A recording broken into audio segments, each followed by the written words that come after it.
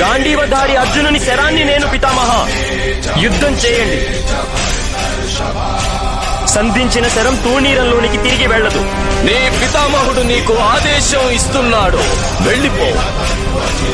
మీ ఆదేశాన్ని నేను మన్నించలేను. శీఘ్రమే యుధిష్ఠిరుని చెంతకు వెళ్ళడం అనివార్యం.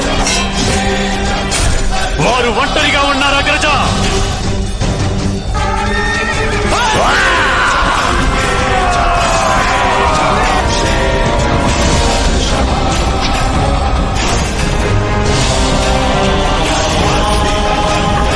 నేను నిన్ను వేడుకుంటున్నాను పుత్ర,